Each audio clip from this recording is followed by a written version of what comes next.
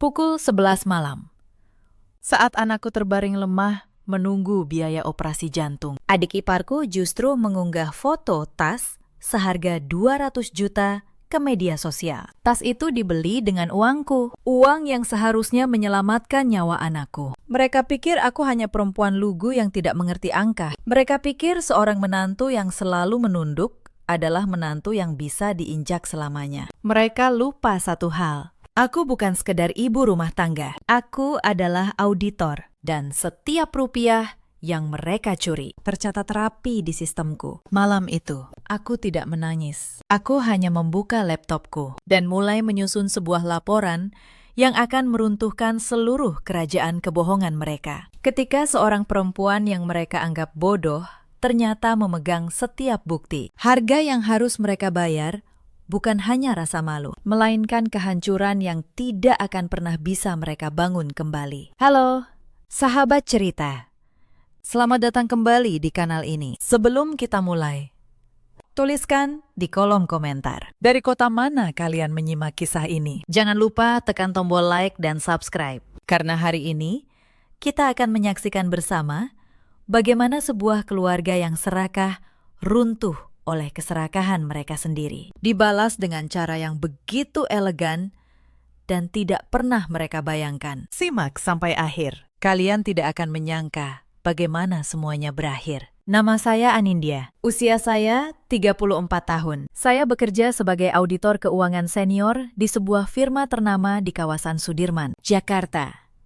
Sudah 8 tahun saya menikah dengan Raka. Laki-laki yang dulu saya kira adalah tempat pulang paling aman di dunia. Saya bukan perempuan yang mudah dijatuhkan. Tapi selama 8 tahun, saya memilih merendahkan diri. Demi satu kata yang saya jaga mati-matian. Keluarga. Kami tinggal di sebuah rumah besar 2 lantai di kawasan Bintaro. Rumah itu berdiri di atas keringat saya sendiri. Lantai marmernya, perabot kayu jatinya, taman kecil di belakang tempat anak saya bermain. Semua dibangun dari penghasilan saya selama bertahun-tahun. Tapi tidak ada satupun dari keluarga Raka yang tahu betapa besar penghasilan itu. Dan saya sengaja membiarkannya begitu. Saya selalu berpakaian sederhana. Saya memakai jilbab polos, tas kain, dan sandal biasa. Saya tidak pernah memamerkan apapun. Bagi ibu mertua saya, kesederhanaan itu bukan pilihan. Baginya, itu bukti bahwa saya memang perempuan kampung yang tidak tahu cara menikmati hidup. Ibu mertua saya bernama Bu Sulastri. Usianya 62 tahun. Ia perempuan yang selalu mengangkat dagunya tinggi-tinggi, seolah dunia berutang hormat padanya. Ia tinggal bersama kami sejak 3 tahun lalu, katanya, agar bisa dekat dengan cucu. Tapi kenyataannya, ia datang untuk memerintah. Lalu ada Dinar, adik ipar saya. Usianya 29 tahun. Dan dialah yang belakangan saya sadari adalah otak dari segalanya. Dinar cantik, pintar bicara, dan sangat pandai memasang wajah manis di depan orang. Ia belum menikah, tidak bekerja, dan menghabiskan hari-harinya membuat konten di media sosial. Ia punya ribuan pengikut yang mengira hidupnya penuh kemewahan. Padahal kemewahan itu sebagian besar dibiayai oleh kakaknya, dan kakaknya dibiayai oleh saya. Suami saya, Raka, bekerja sebagai manajer di sebuah perusahaan properti. Gajinya lumayan, tapi jauh dari cukup untuk gaya hidup yang keluarganya jalani. Setiap kali ada kekurangan, entah dari mana, uang selalu muncul. Raka tidak pernah bertanya. Ia hanya menikmati. Saya tahu semuanya. Saya hanya memilih diam. Awalnya, saya percaya bahwa kesabaran akan mengubah hati mereka. Saya percaya jika saya cukup baik, cukup melayani, cukup menunduk, suatu hari mereka akan melihat saya sebagai bagian dari keluarga. Saya salah. Setiap kebaikan saya, mereka anggap kelemahan. Setiap pengorbanan saya, mereka anggap kewajiban. Retakan pertama muncul 2 tahun lalu. Malam itu, saya baru pulang dari kantor. Kelelahan setelah menutup audit sebuah perusahaan besar. Begitu masuk rumah, Bu Sulastri sudah berdiri di ruang tamu dengan wajah masam. "Kamu ini istri macam apa?" katanya, dengan nada tajam. pulang malam-malam, meninggalkan anak dan suami. Perempuan baik-baik itu di rumah mengurus keluarga, bukan berkeliaran di kantor. Saya menarik napas. Bu, saya bekerja untuk keluarga ini juga. Bekerja? Ia tertawa menyejek. Suamimu yang bekerja. Kamu itu cuma numpang nama. Jangan sok sibuk. Saya diam.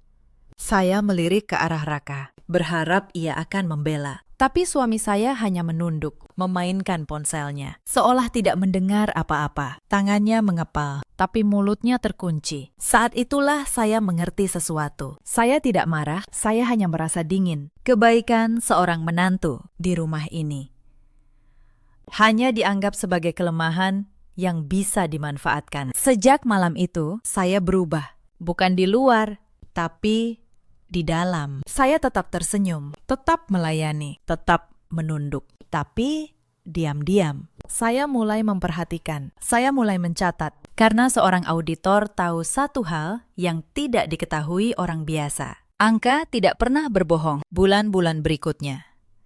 Perlakuan mereka semakin buruk. Bu Sulastri memperlakukan saya seperti asisten rumah tangga di rumah saya sendiri. Ia menyuruh saya membersihkan seluruh lantai sebelum berangkat kerja. Ia menuntut makan malam yang berbeda setiap hari. Jika ada yang tidak sesuai seleranya, ia akan mendengus dan menyisihkan piringnya. Perempuan kampung memang tidak pernah bisa masak enak, gumamnya. Suatu malam, cukup keras agar saya dengar. Dinar lebih halus, tapi lebih berbahaya. Ia sering datang ke rumah, meminjam barang-barang mahal saya, dan tidak pernah mengembalikannya. Ia meminjam jam tangan, tas, perhiasan. Semua atas nama kita kan keluarga. Dan setiap kali saya mencoba menolak dengan sopan, ia akan berkata dengan wajah terluka, "Kak Anindya pelit sekali, padahal aku ini adik iparmu sendiri." Lalu, Bu Sulastri akan menimpali, "Sudah, kasih saja. Kamu kan tidak butuh barang mewah. Perempuan sepertimu tidak pantas memakainya." Setiap kali itu terjadi, saya melihat ke arah Raka, dan setiap kali ia diam.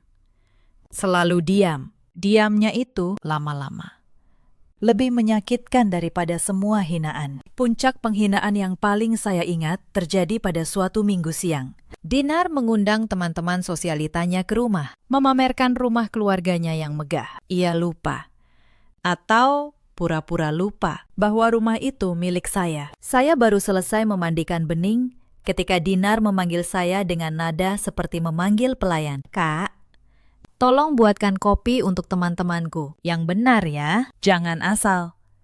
Saya membawa nampan berisi kopi ke ruang tamu. Teman-teman Dinar menatap saya dari atas sampai bawah. Salah satu dari mereka bertanya, "Din, ini siapa?"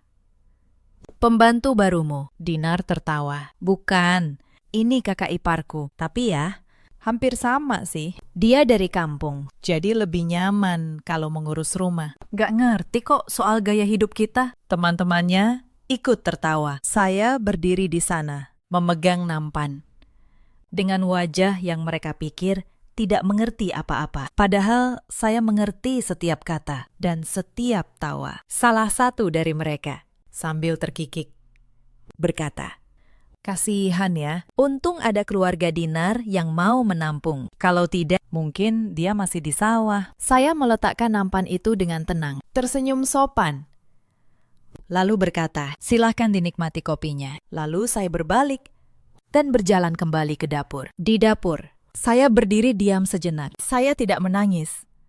Saya hanya menatap tangan saya sendiri. Tangan yang telah menandatangani ratusan laporan audit perusahaan besar. Tangan yang membangun rumah tempat mereka tertawa itu. Dan saya berbisik pada diri sendiri. Mungkin sudah waktunya perempuan dari sawah ini menunjukkan apa yang bisa ia panen. Kalian yang mendengar cerita ini, pernahkah kalian merasakan dihina di tempat yang seharusnya menjadi rumah kalian sendiri? Saya rasa banyak dari kalian pernah. Dan saya ingin kalian tahu, penghinaan itu bukan akhir. Kadang, ia justru awal dari sebuah kebangkitan. Tapi ada satu hal yang membuat saya bertahan. Anak saya, namanya Bening. Usianya 5 tahun. Ia lahir dengan kelainan pada jantungnya. Sejak kecil, ia harus rutin kontrol ke dokter spesialis. Dan dokter sudah memperingatkan suatu hari nanti, Bening akan membutuhkan operasi besar. Operasi yang biayanya sangat mahal. Sejak hari itu, saya menyisihkan setiap rupiah yang saya bisa. Saya membuka satu rekening khusus, terpisah dari semua rekening lain, hanya untuk Bening. Rekening itu adalah harapan saya. Nyawa anak saya ada di sana. Saya tidak pernah menceritakan rekening itu pada siapapun. Tidak pada Raka, tidak pada ibu mertua, tidak pada Dinar. Karena jauh di dalam hati, saya sudah tidak percaya pada mereka. Naluri seorang ibu dan naluri seorang auditor mengatakan satu hal yang sama. Lindungi apa yang paling berharga dari mata yang paling serakah. Ada satu peristiwa lagi yang mengeraskan hati saya. Peristiwa itu terjadi di hari ulang tahun saya. Sudah 8 tahun menikah. Dan Raka tidak pernah benar-benar merayakan ulang tahun saya. Tapi tahun itu, entah kenapa, saya masih menyimpan sedikit harapan. Pagi itu, ia memberi saya sebuah kotak kecil. Selamat ulang tahun, Min, katanya. Saya membukanya. Isinya sebuah dompet kulit imitasi yang sudah retak di sudutnya. Jenis yang dijual murah di pinggir jalan. Saya tersenyum dan berterima kasih. Bukan karena hadiahnya, tapi karena saya masih mencoba percaya. Sore itu, saya tidak sengaja membuka laptop Raka untuk mencari sesuatu. Dan di sanalah saya melihatnya. Sebuah bukti transfer. Raka baru saja mengeluarkan hampir 100 juta rupiah dari tabungan bersama kami untuk menyewa sebuah villa mewah di kawasan Puncak sebagai kejutan ulang tahun untuk ibunya, Bu Sulastri, yang ulang tahunnya jatuh di minggu yang sama dengan saya. 100 juta untuk pesta ibunya. Sebuah dompet retak untuk istrinya. Saat itu, sesuatu di dalam diri saya patah. Dengan sangat pelan dan sangat sunyi. Saya tidak marah. Saya justru berterima kasih pada momen itu. Karena momen itu membuka mata saya sepenuhnya. Dan sejak hari itu, saya mulai membuka setiap arsip keuangan keluarga ini, satu persatu. Dengan mata seorang auditor yang tidak lagi tidur. Semua berubah pada suatu sore di bulan Mei. Sore itu, saya pulang lebih awal karena merasa tidak enak badan. Rumah terasa sepi. Raka belum pulang.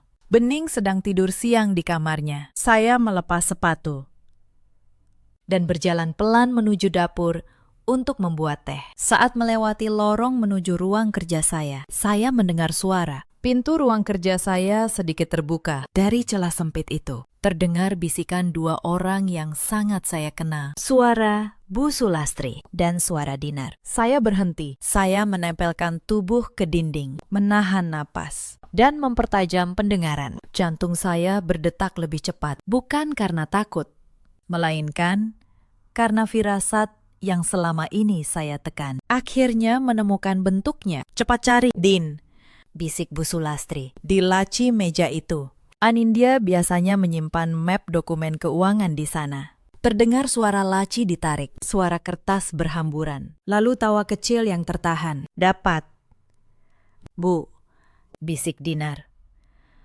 Ini semua data rekening dan kartu-kartunya. Astaga, Bu, lihat ini. Perempuan kampung ini ternyata punya uang sebanyak ini. Sudah Ibu bilang, jawab Bu Sulastri dengan nada penuh kemenangan. Dia cuma pura-pura miskin, dasar licik. Untung kita periksa yang ini.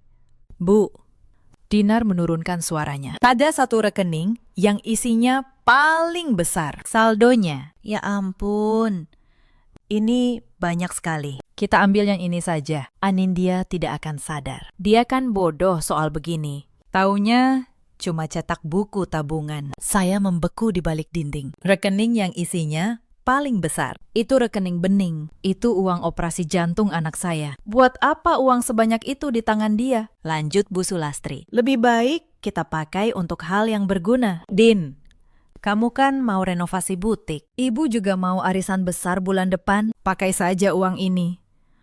Tapi Bu, Dinar terkikik. Bagaimana kalau ketahuan? Ketahuan bagaimana? Toh ini semua juga hak Raka. Anindya cuma perempuan yang numpang di keluarga ini. Kalau bukan karena anak ibu, mana mungkin dia bisa tinggal di rumah semewah ini? Sudah, ambil saja. Anggap saja balas jasa. Karena sudah kami terima jadi menantu. Saya mendengar semuanya. Setiap kata, setiap tawa, Setiap penghinaan, dan saya tidak menyerbu masuk. Saya tidak berteriak. Saya tidak menangis. Tidak ada air mata yang jatuh di pipi saya. Sebaliknya, sudut bibir saya justru tertarik ke atas. membentuk senyuman dingin. Hati saya sudah sedingin es, karena saya tahu hari ini keserakahan mereka akhirnya sampai di puncaknya. Mereka berani masuk ke ruang pribadi saya, mencuri data paling rahasia saya, Dan mengincar uang nyawa anak saya sendiri. Mereka baru saja melewati satu garis yang tidak akan pernah bisa mereka tarik kembali. Saya membalikkan badan dengan tenang dan melangkah kembali ke kamar. Tidak ada suara langkah yang tergesa. Saya menutup pintu, menguncinya dari dalam, dan duduk di tepi tempat tidur. Saya memejamkan mata. Semua perlakuan buruk selama 8 tahun berputar di kepala saya. Semua hinaan, semua diam Raka, semua pinjaman dinar yang tidak pernah kembali. Dan sekarang, mereka mengincar satu-satunya hal yang tidak boleh mereka sentuh. Tapi mereka tidak tahu satu hal, rekening bening yang mereka temukan. Sudah lama saya pindahkan isinya ke tempat lain yang jauh lebih aman. Yang tersisa di rekening itu hanyalah saldo yang sengaja saya biarkan. Sebuah umpan. Dan malam itu, saya memutuskan, sudah cukup. 8 tahun kesabaran. Hari ini berakhir. Saya bangkit, menyalakan laptop, dan mulai bekerja sebagai auditor. Saya punya kebiasaan yang tidak pernah saya matikan. Saya mencatat segalanya. Setiap transaksi keluarga ini, sejak 2 tahun lalu, tersimpan rapi di sistem pribadi saya. Setiap kali Raka diam-diam mengambil uang dari rekening usaha saya tahu. Setiap kali Bu Sulastri menggunakan kartu tambahan yang saya berikan untuk belanja dapur, saya tahu berapa nominalnya dan untuk apa. Setiap kali Dinar meminjam uang atas nama darurat, saya catat. Saya membuka semua file itu. Angka-angka yang selama ini saya kumpulkan dalam diam, kini berbaris di layar seperti pasukan yang menunggu perintah. Total uang yang keluarga ini kuras dari saya selama 2 tahun terakhir mencapai lebih dari 1,5 miliar rupiah. 1,5 miliar. Uang yang bisa membiayai 10 kali operasi bening. Saya menatap angka itu lama sekali. Lalu saya menutup mata dan berbisik pelan pada diri sendiri. Malam ini, permainan mereka selesai. Dan permainan saya baru saja dimulai.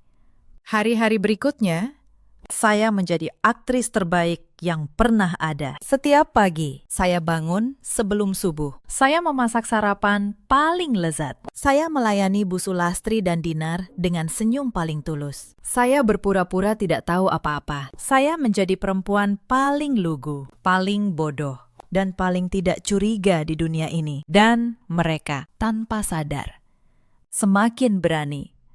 Seminggu setelah saya mendengar percakapan itu, Dinar mulai menggunakan kartu yang mereka curi. Saya tahu, karena setiap transaksi masuk ke notifikasi ponsel saya. Transaksi pertama, 12 juta di sebuah butik mewah di kawasan Senopati. Saya membiarkannya. Saya tidak memblokir apapun, karena memblokir sekarang adalah tindakan gegabah yang hanya akan membuat mereka sadar bahwa mereka sudah ketahuan. Saya ingin mereka terbang setinggi mungkin sebelum saya memotong sayap mereka. Transaksi demi transaksi mengalir. Dinar merenovasi butiknya. Bu Sulastri menggelar arisan besar, mengundang seluruh ibu-ibu di kompleks, memamerkan catering mewah dan hadiah-hadiah mahal. Semua dibayar dengan uang saya. Saya bahkan diundang ke arisan itu sebagai menantu yang membantu di dapur. Malam itu, saya berdiri di dapur rumah sendiri, memakai celemek, menyajikan hidangan untuk tamu-tamu Bu Sulastri. Di ruang tamu, ibu mertua saya duduk bak ratu, menerima pujian. Wah, Bu Sulastri, rezekinya lancar sekali ya, puji salah satu tamu. Arisan sebesar ini pasti mahal. Biasa saja, jawab Bu Sulastri. sambil melirik ke arah saya di dapur. Namanya juga keluarga berada. Untung anak dan menantu saya tahu diri, tahu caranya menghormati orang tua. Para tamu tertawa, dan saya di dapur hanya tersenyum tipis. Karena saya tahu setiap sendok makanan yang mereka nikmati malam itu adalah hitungan yang akan saya tagih. Dengan bunga, salah satu tamu, seorang ibu muda, mendekat ke dapur dan berbisik pada saya dengan iba. "Mbak, sabar ya. Suami Mbak mana? Kok Mbak yang repot terus di dapur, sementara di dalam santai semua?" Saya hanya tersenyum. "Tidak apa-apa, Bu. Setiap orang punya perannya masing-masing. Tapi di dalam hati, satu pertanyaan menggema. Menurut kalian, masih pantaskah saya bertahan?" Puncak kekurang-ajaran mereka datang 3 minggu kemudian. Malam itu, Bening demam tinggi, bibirnya membiru, napasnya pendek-pendek. Saya panik. Saya langsung membawanya ke rumah sakit. Dokter memeriksanya, dan wajahnya berubah serius. "Bu Anindya," kata dokter, "kondisi jantung Bening memburuk. Kami tidak bisa menunggu lebih lama. Operasi harus dilakukan secepatnya. Minggu depan, kalau bisa." Dunia saya seolah berhenti. Ini hari yang selama ini saya takutkan dan saya persiapkan. "Berapa biayanya, dokter?" tanya saya. Meski saya sudah tahu jawabannya, sekitar 800 juta. "Bu, termasuk perawatan intensif setelahnya." 800 juta. Uang yang seandainya utuh ada di rekening Bening. Rekening yang isinya sudah diincar Bu Sulastri dan Dinar. Saya pulang malam itu dengan hati remuk, tapi kepala tetap dingin. Saya butuh dana itu segera, dan saya tahu persis di mana uang saya berada. Sampai di rumah, saya mendapati Bu Sulastri dan Dinar sedang duduk di ruang tamu, dikelilingi tumpukan belanjaan, tas-tas bermerek, kotak-kotak sepatu, dan sebuah koper besar yang masih baru. "Bu," suara saya bergetar, "Bening harus operasi minggu depan. Biayanya 800 juta.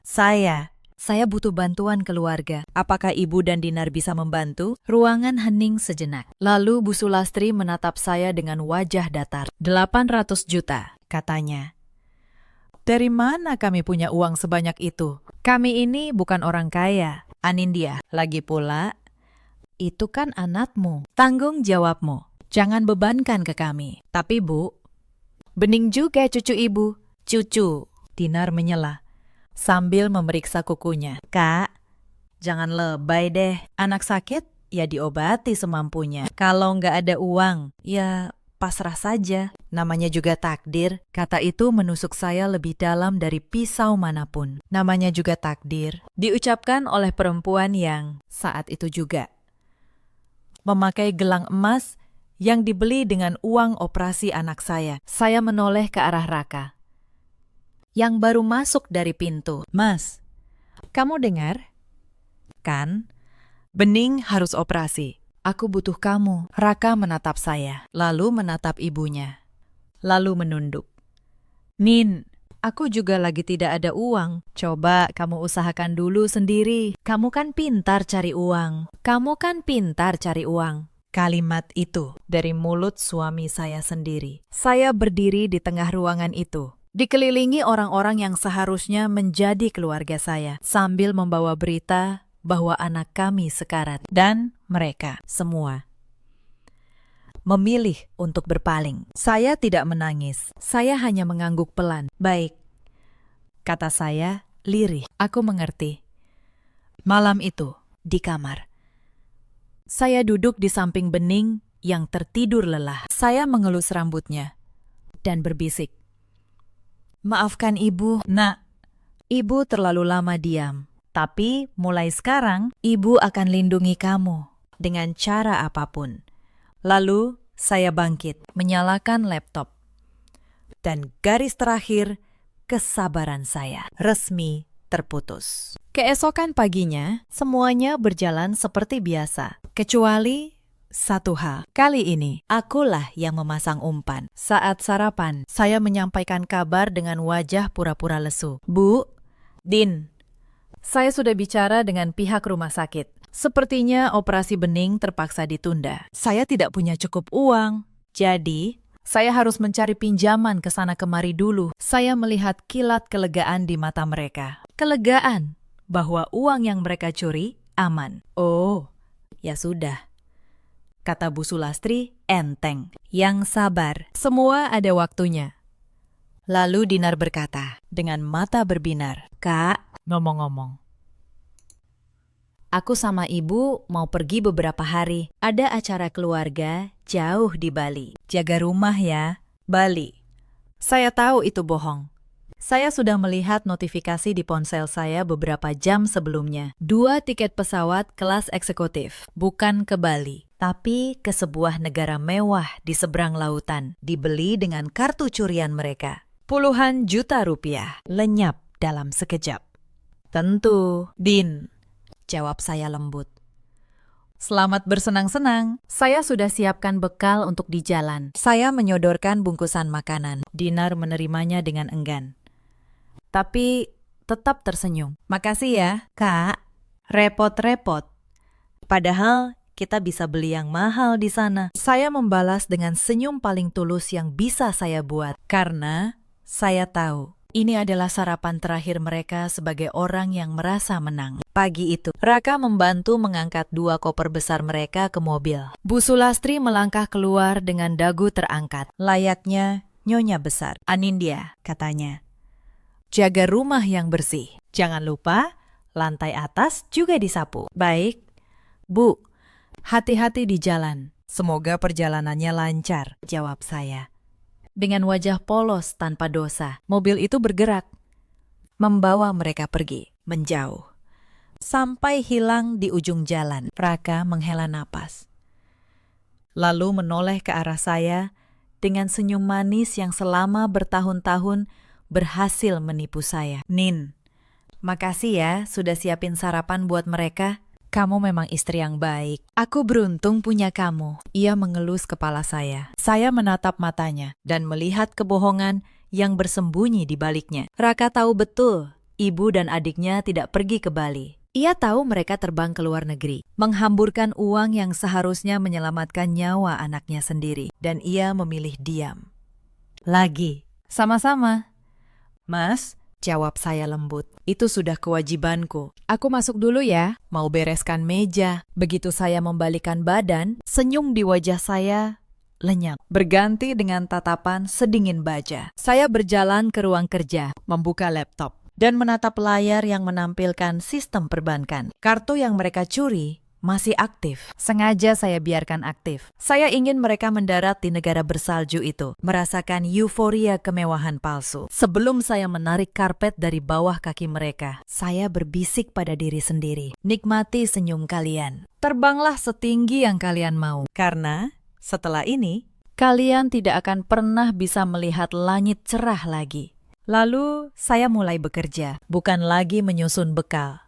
Kali ini, saya menyusun kehancuran. Langkah pertama, saya menghubungi rumah sakit. Dengan dana yang sudah lama saya amankan di rekening rahasia, saya membayar penuh biaya operasi bening. Operasi dijadwalkan 5 hari lagi. Anak saya akan selamat. Itu yang terpenting. Semua yang lain hanya urusan keadilan. Langkah kedua, saya membuka seluruh arsip audit yang selama 2 tahun saya kumpulkan. Saya menyusunnya menjadi satu laporan rapi. Setiap rupiah yang Raka ambil dari rekening usaha saya. Setiap transaksi Bu Sulastri dan Dinar dengan kartu curian. Setiap tanggal, setiap nominal, setiap bukti transfer. Semua terdokumentasi. Lalu, saya menelpon satu orang, Pak Wibisana, pengacara terbaik yang pernah saya kenal, sekaligus rekan lama yang saya percaya. "Pak Wibi," kata saya butuh bantuan Bapak. Ini soal harta, penipuan,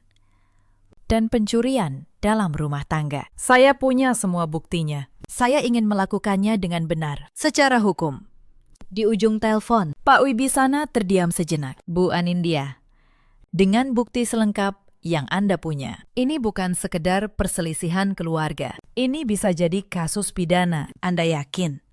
Saya menatap foto bening, yang tertempel di dinding ruang kerja. Saya tidak pernah seyakin ini seumur hidup saya. Pakistan. Sementara itu, di sebuah negara yang jauh, Bu Sulastri dan Dinar sedang menikmati puncak kebahagiaan palsu mereka. Udara dingin menusuk tulang saat mereka keluar dari bandara. Tapi hal itu tidak melunturkan senyum lebar di wajah keduanya. Mereka baru saja menyelesaikan penerbangan panjang dengan pelayanan kelas eksekutif. Dinar segera mengeluarkan ponselnya, mengarahkan kamera ke wajahnya, dan mulai merekam untuk para pengikutnya. Halo, semuanya.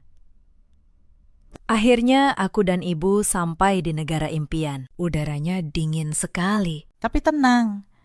Kami sudah pesan hotel termewah di kota ini. Tunggu update belanja kami ya. Kami akan borong barang-barang branded. Ibu Sulastri melambaikan tangan ke kamera, tertawa puas, seolah dunia berada di genggaman mereka. Mereka tiba di hotel mewah.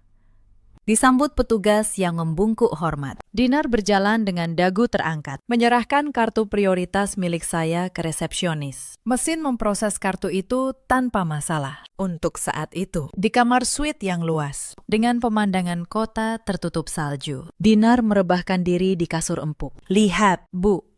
Ini baru namanya hidup. Si Anindya pasti sedang menyapu lantai sekarang. Atau menyiapkan uang pinjaman buat anaknya yang sakit itu. Kasihan sekali, cuma bisa jadi pelayan di rumahnya sendiri, sementara uangnya kita nikmati di sini. Sudah ibu bilang. Bu Sulastri membuka tirai lebar-lebar. Perempuan bodoh itu tidak akan pernah sadar. Kita pakai saja uangnya sesuka hati. Besok, kita belanja di pusat perbelanjaan paling mahal di kota ini. Mereka tertawa. Tawa terakhir yang penuh kemenangan. Karena keesokan harinya, dunia mereka mulai runtuh. Pagi itu, di rumah. Saya duduk di depan laptop dengan secangkir teh. Semua sudah siap. Laporan audit lengkap sudah di tangan Pak Wibisana. Biaya operasi bening sudah lunas. Dan sekarang, tinggal satu tombol. Saya membuka menu keamanan kartu prioritas yang mereka curi. Selama ini, saya sengaja mengatur satu fitur khusus. Kartu itu akan berjalan normal untuk transaksi kecil. Tapi, begitu terjadi transaksi besar berulang di luar negeri, sistem akan otomatis mengunci seluruh akses dan meminta persetujuan langsung dari ponsel saya. Hari itu, Dinar dan Bu Sulastri pergi ke pusat perbelanjaan termahal di kota. Mereka memilih tas, mantel bulu, sepatu desainer. Total belanjaan mereka ratusan juta rupiah. Saat kasir menggesek kartu, saya menerima notifikasi di ponsel. Permintaan persetujuan transaksi. Saya menatap layar itu lama. Lalu, dengan tenang, saya menekan satu tombol. Tolak. Di seberang lautan, mesin kasir berbunyi. Transaksi ditolak. Coba lagi, kata Dinar. Wajahnya mulai gugup. Kasir menggesek ulang. Ditolak lagi. Dan lagi. Sampai akhirnya, di layar mesin muncul tulisan. Kartu diblokir. Diduga transaksi mencurigakan. Wajah Dinar memucat. Bu Sulastri merebut kartu itu. Mencobanya sendiri. Hasilnya sama. Kartu itu mati total. Kenapa ini? Suara Bu Sulastri bergetar. Kenapa kartunya tidak bisa? Petugas keamanan toko mulai mendekat. Tumpukan barang yang belum terbayar tergeletak di meja kasir. Orang-orang mulai menatap. Dinar, yang beberapa jam lalu berlagak sebagai sosialita, kini berdiri kaku dengan wajah pucat pasi. Di depan puluhan mata asing. Kasir, dengan sopan tapi tegas, memanggil supervisornya dalam bahasa asing yang tidak sepenuhnya mereka pahami. Para petugas itu mulai mengajukan pertanyaan. Kartu siapa ini? Mana identitas pemiliknya? Mengapa nama di kartu berbeda dengan nama mereka? Dinar tergagap, mencoba menjelaskan. Tapi setiap kalimatnya justru terdengar semakin mencurigakan. Bu Sulastri, yang tidak bisa berbahasa asing sama sekali, hanya bisa menarik-narik lengan anaknya dengan panik. Bertanya berulang kali apa yang sedang terjadi. Beberapa pengunjung toko mulai mengeluarkan ponsel, merekam kejadian itu. Dua perempuan Asia berpakaian mewah, tertahan di kasir toko termahal di kota, diduga menggunakan kartu yang bukan milik mereka. Pemandangan yang dalam hitungan jam bisa menyebar kemana saja. Inilah momen yang selama ini mereka takutkan tanpa sadar. Rasa malu yang mereka timpakan pada saya selama bertahun-tahun kini berbalik menimpa mereka di tempat yang jauh dari rumah, di antara orang-orang asing yang tidak mengenal siapa mereka sebelumnya. Panik. Dinar mengeluarkan ponselnya dan menelpon saya. Saya membiarkannya berdering beberapa saat sebelum akhirnya menjawab dengan suara paling tenang. Halo, Din. Ada apa? Kak, kartunya. Kartu yang maksudku. Kartu kakak diblokir. Kami tidak bisa bayar. Ini memalukan sekali. Cepat buka blokirnya. Saya diam sejenak. Lalu saya berkata dengan suara lembut yang menusuk. Kartu kakak, Din. Setahu saya. Saya tidak pernah memberikan kartu prioritas saya pada siapapun. Kok bisa ada di tangan kamu? Ya. Hening. Di ujung telepon, saya bisa mendengar napas Dinar tercekat. Kak, itu. Maksudnya, Din, potong saya. Suara saya kini dingin dan tajam. Kartu itu kalian curi dari laci ruang kerja saya. Bersama ibu, saya tahu semuanya. Saya tahu sejak awal. Setiap rupiah yang kalian habiskan tercatat. Kalian pikir saya perempuan bodoh yang tidak mengerti angka? Saya auditor. Din. Angka adalah bahasa saya. Suara Dinar benar-benar hilang. Yang terdengar hanya isak tertahan. Dan suara Bu Sulastri di latar belakang bertanya panik. Kenapa? Kenapa? Din. Sekarang kalian terdampar, lanjut saya. Di negara asing. Tanpa uang, dengan tumpukan barang yang tidak bisa dibayar. Dan kemungkinan besar akan berurusan dengan pihak keamanan toko karena dituduh menggunakan kartu curian. Selamat menikmati liburan, Din. Sampai jumpa di Indonesia. Lalu saya menutup telepon. Saya meletakkan ponsel di meja dan menghela napas panjang. Bukan napas kemarahan, melainkan napas seorang perempuan yang setelah 8 tahun akhirnya berdiri tegak. Tapi ini baru permulaan, karena masih ada satu orang lagi yang harus menghadapi kebenaran. Suami saya sendiri. Sore itu, Raka pulang dengan wajah panik. Ibunya sudah menelponnya dari luar negeri, menangis histeris, menceritakan semuanya. Ia masuk rumah dan langsung mencari saya. Saya sedang duduk tenang di ruang tamu, dengan sebuah map tebal di atas meja. Nin, serunya. Apa yang kamu lakukan? Ibu dan Dinar terjebak di luar negeri. Kamu blokir kartunya. Kenapa kamu setega ini? Saya menatapnya dengan tenang. Setega ini, Mas? Duduklah. Kita perlu bicara. Untuk pertama kalinya dalam 8 tahun. Kita akan bicara jujur. Sesuatu dalam suara saya membuatnya terdiam. Ia duduk perlahan. Saya membuka map itu dan mengeluarkan lembar demi lembar dokumen. Ini, kata saya, adalah catatan setiap uang yang kamu ambil diam-diam dari rekening usaha saya selama 2 tahun terakhir. Total 500 juta rupiah. Kamu pikir saya tidak tahu? Mas, setiap transfer, setiap penarikan ada di sini. Wajah Raka memucat. Dan ini, saya mengeluarkan lembar lain. Adalah catatan transaksi kartu yang ibu dan adikmu curi. Untuk arisan, untuk butik Dinar, untuk liburan mewah mereka. Lebih dari 1 miliar rupiah. Semuanya uang saya. Mas, uang yang saya kumpulkan dengan bekerja siang malam. Sementara kalian menyebut saya perempuan kampung yang bodoh. Raka menunduk. Tangannya gemetar. Min, aku bisa jelaskan. Belum selesai. Potong saya. 2 minggu lalu. Anak kita sekarat. Bening butuh operasi 800 juta. Saya datang pada kalian, memohon bantuan. Dan apa jawaban kalian? Ibumu bilang, itu tanggung jawab saya sendiri. Adikmu bilang, namanya juga takdir. Dan kamu? Mas, suara saya bergetar. Tapi tidak patah, kamu bilang. Aku pintar cari uang. Kamu memilih ibumu, adikmu.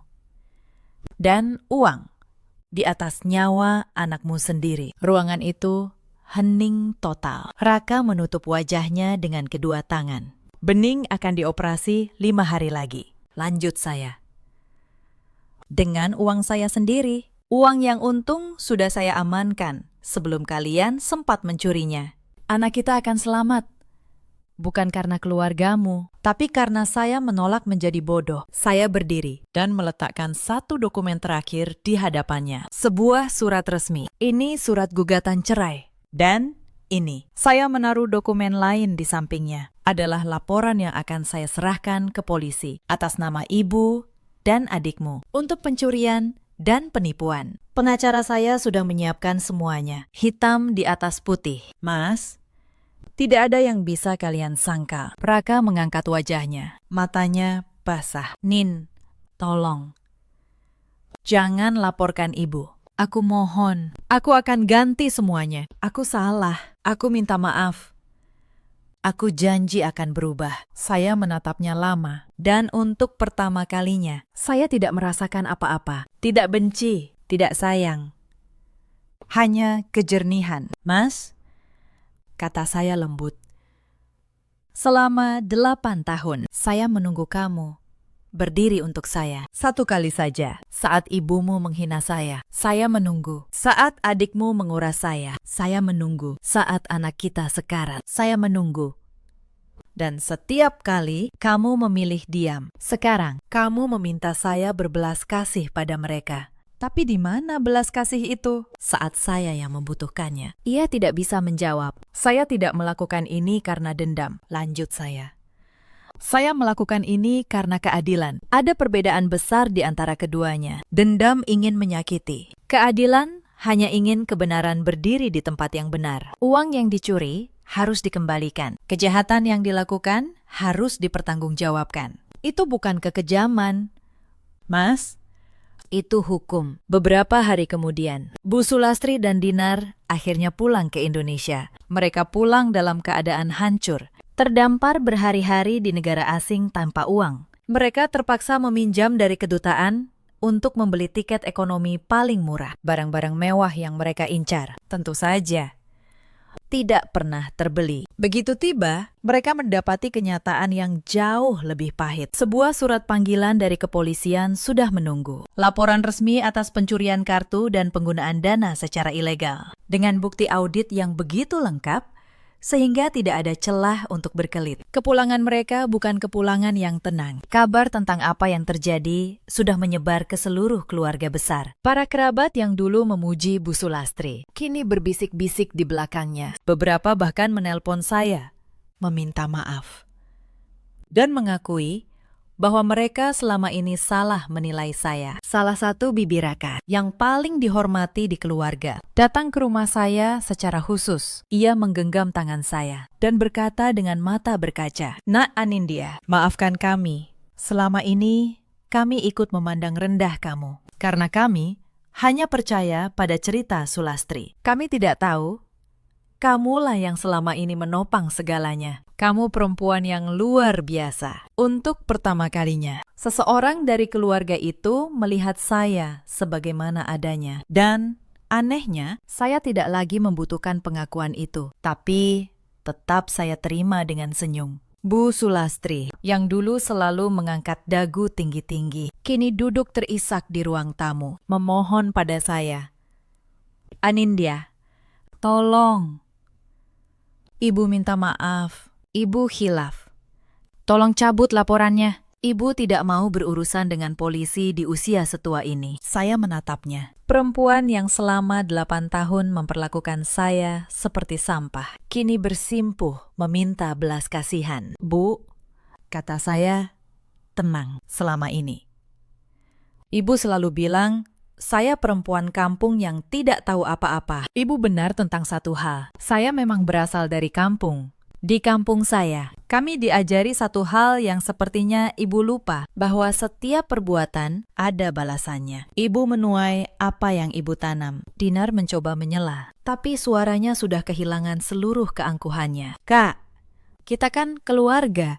"Keluarga," saya menoleh padanya. "Din, keluarga tidak mencuri uang operasi jantung seorang anak kecil untuk membeli tas. Keluarga tidak menyebut nyawa seorang anak sebagai takdir yang harus dipasrahkan. Kalian bukan keluarga saya. Kalian tidak pernah menganggap saya keluarga. Jadi jangan gunakan kata itu sekarang, ketika kalian yang membutuhkannya. Proses hukum berjalan. Karena ini pertama kalinya, dan atas pertimbangan usia, Bu Sulastri dan Dinar tidak dipenjara. Tapi pengadilan memutuskan mereka wajib mengembalikan seluruh dana yang mereka curi. Lebih dari 1 miliar rupiah untuk melunasinya. Dinar terpaksa menutup butiknya dan menjual seluruh barang mewahnya. Bu Sulastri harus menjual perhiasan dan tabungannya. Kehidupan mewah palsu yang selama ini mereka pamerkan runtuh dalam hitungan minggu. Konten-konten media sosial Dinar yang dulu penuh kemewahan kini menjadi bahan cibiran. Kebenaran menyebar.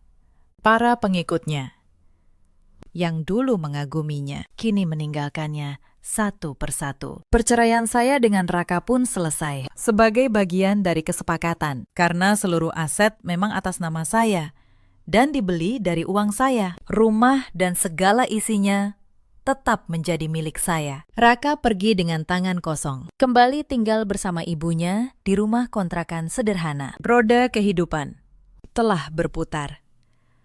5 hari setelah semuanya, Bening menjalani operasinya. Saya duduk di ruang tunggu rumah sakit selama 8 jam, berdoa tanpa henti. Dan ketika pintu ruang operasi terbuka, dan dokter keluar dengan senyum, sambil berkata bahwa operasi berhasil dan Bening akan pulih sepenuhnya, saya jatuh berlutut. Untuk pertama kalinya sejak lama, air mata saya jatuh, bukan air mata sakit, melainkan air mata syukur. Anak saya selamat.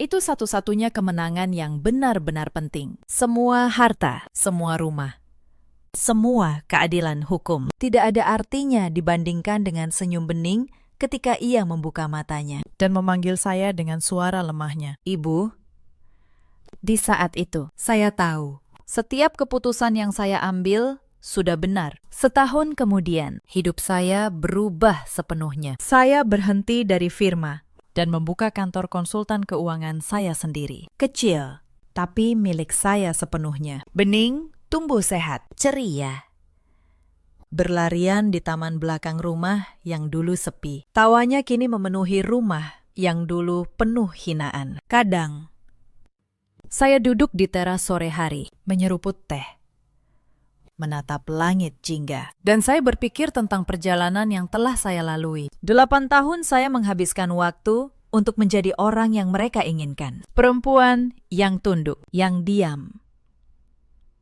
yang menelan semua penghinaan demi sebuah kata bernama keluarga. Saya baru benar-benar hidup ketika saya berhenti menjadi perempuan itu. Di luar sana, ada banyak perempuan yang seperti saya dulu. Perempuan yang mengira bahwa bertahan dalam penderitaan adalah bentuk kesetiaan. Yang mengira bahwa diam adalah kebaikan. Yang diajari bahwa seorang menantu yang baik harus selalu menerima, selalu mengalah, selalu menunduk. Cerita ini mengajarkan satu hal, kesabaran itu mulia. Tapi kesabaran bukan berarti membiarkan orang lain menginjak-injak kita tanpa batas. Menghormati orang tua itu wajib, tapi menghormati bukan berarti menghancurkan diri sendiri. Ada perbedaan besar antara mengalah dan kehilangan harga diri. Ada banyak ibu mertua di luar sana yang lupa bahwa menantu perempuan juga anak, juga manusia, juga punya hati. Dan ada banyak suami yang dengan diamnya sebenarnya sedang memilih pihak karena diam di hadapan ketidakadilan, bukanlah kenetralan. Diam adalah dukungan bagi yang berbuat salah. Kepada kalian, para perempuan yang mungkin sedang berada di posisi saya dulu, saya ingin berkata satu hal. Kalian tidak sendirian dan kalian berhak untuk berdiri. Bukan untuk membalas dendam, tapi untuk melindungi diri sendiri dan orang-orang yang kalian cintai. Dalam hidup, kita selalu punya pilihan. Kita bisa memilih untuk terus tunduk, atau kita bisa memilih untuk berdiri dengan kepala tegak, dengan cara yang benar. dengan kebenaran di tangan kita. Bagaimana menurut kalian? Seandainya kalian berada di posisi saya, apa yang akan kalian lakukan? Ceritakan kisah kalian di kolom komentar. Dan jika cerita ini menyentuh hati kalian, jangan lupa bagikan pada mereka yang mungkin membutuhkannya. Terima kasih sudah menemani sampai akhir. Sampai jumpa di kisah berikutnya. Semua orang yakin saya akan hancur ketika Raka menceraikan saya di depan keluarganya. Dia bahkan sengaja mengundang saya ke pesta pernikahannya yang baru. Katanya, supaya saya bisa melihat sendiri betapa bahagianya dia tanpa saya. Tapi malam itu, saat saya melangkah masuk ke aula, pengantin perempuannya tiba-tiba berdiri, lalu menunduk dalam dan berkata pelan, "Terima kasih sudah datang, Bu Notaris." Seketika, seluruh ruangan membeku. Raka berdiri kaku di pelaminan. Ibu mertua saya menjatuhkan gelasnya, dan rahasia yang saya simpan selama 7 tahun mulai terbuka satu persatu. Halo, sahabat. Selamat datang kembali di kanal ini. Tempat kita berbagi kisah tentang kesabaran, harga diri, dan karma yang selalu menemukan jalannya. Kalau cerita malam ini menyentuh hati Anda, jangan lupa tinggalkan satu kata di kolom komentar. Lanjutkan. Sekarang, izinkan saya mulai dari awal. Nama saya Ratih.